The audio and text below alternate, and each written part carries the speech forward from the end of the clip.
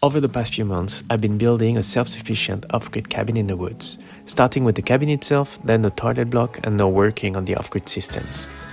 When all is said and done, water is life and life is water. And without water, there is no off-grid life. A few weeks ago, I built a rainwater collection system, and for some reason, it doesn't work. No flow, no water reaching the tank, nothing.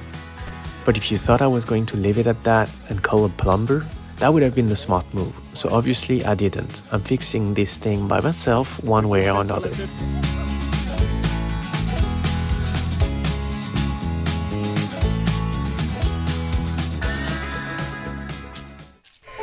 But logically, because the tank is lower than the intake in the cabin, it should fill up.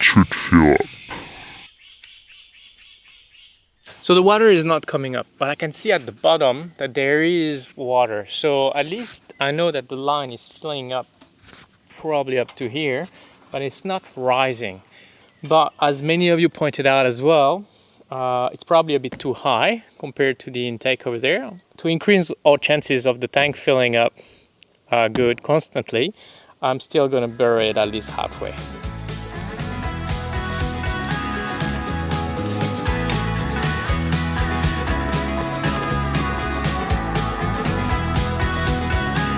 Before I actually took the decision to bury it halfway, which is a decent job, I wanted to make sure the physics behind the idea worked.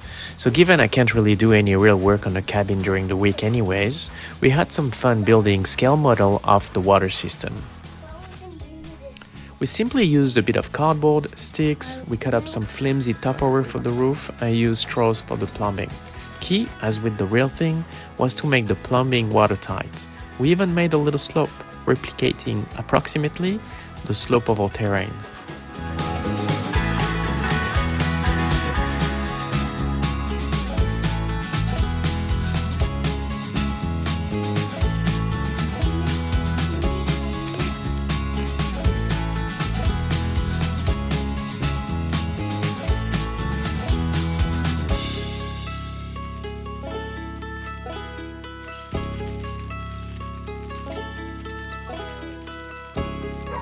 So thank you to all that commented on the video and gave me some tips on how to fix the system. Hopefully it's watertight and we're about to test it.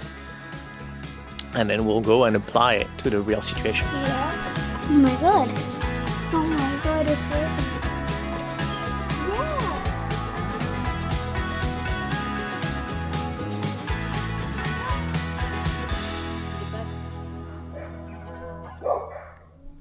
So there we go, confirming the system should work in theory. Now, onto the real thing.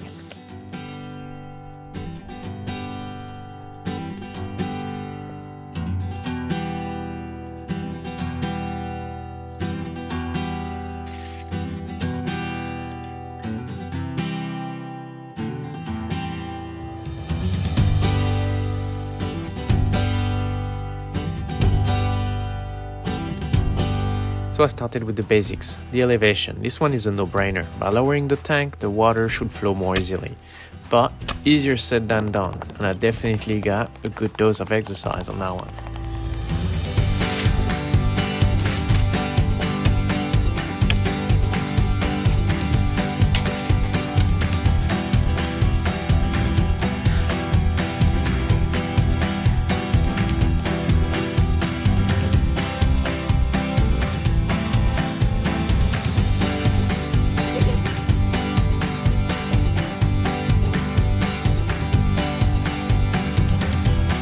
To mix it up between digging sessions, I started tackling the other problems. I made a very rookie mistake initially. I installed leaf guards at the bottom of my cabin pipes, which, as many of you pointed out, messed up the physics of the system, especially given how high I had my water intake.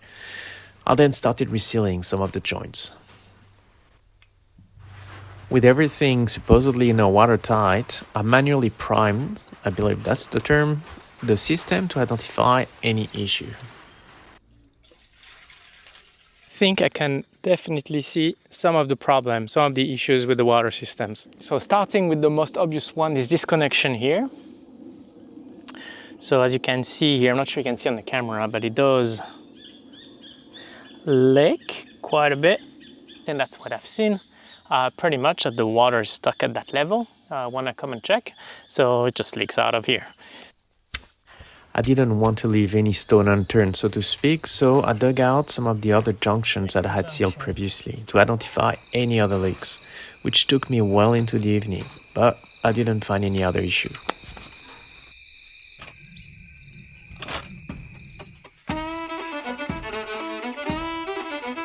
The next day, I woke up fresh and determined. I declared war on my water system. Today was make or break, and make again.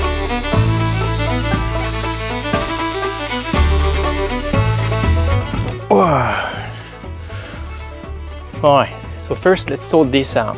So there's some leaks here. I want to make sure that no more water comes out of there, at least not losing air pressure or water pressure or whatever. Also make it as tight as possible. So it is leaking out of here, out of here, out of everywhere. So let's sort this out. I've seen this done on YouTube. Everything that you see on YouTube works, right?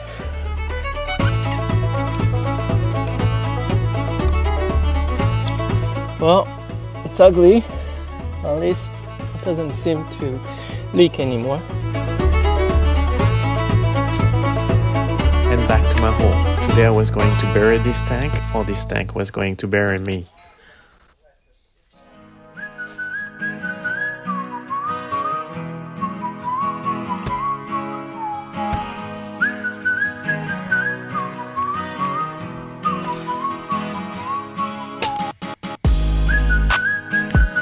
Finally, the family took a bit of pity on me and came to my rescue, and we all chipped in on the final stretch.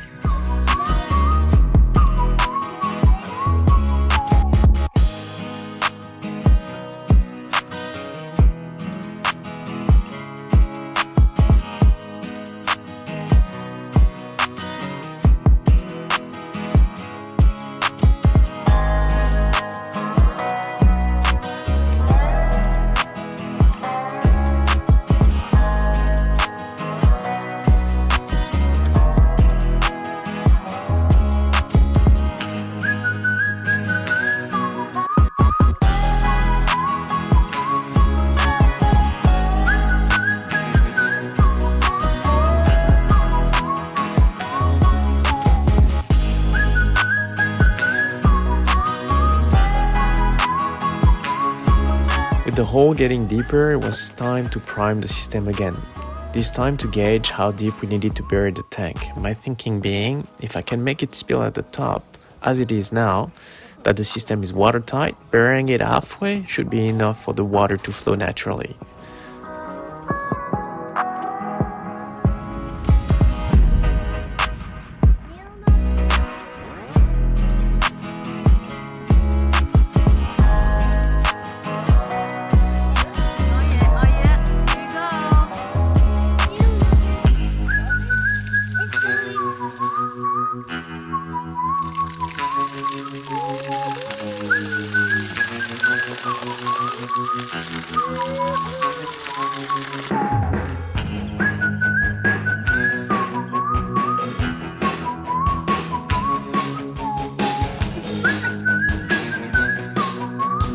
So there we have it, our system works. All we had to do is fix some of the leaks we had.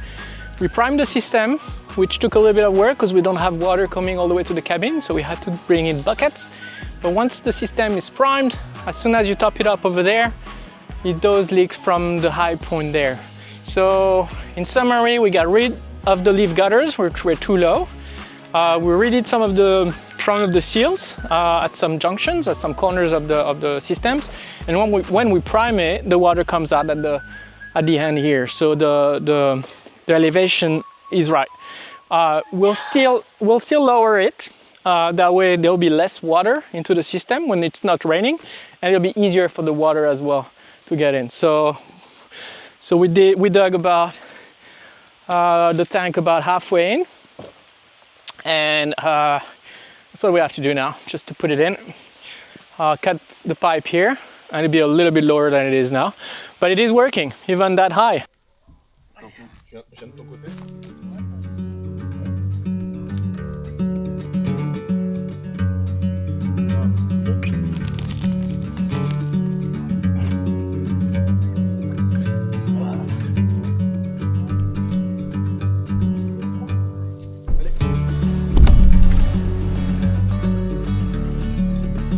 Voilà.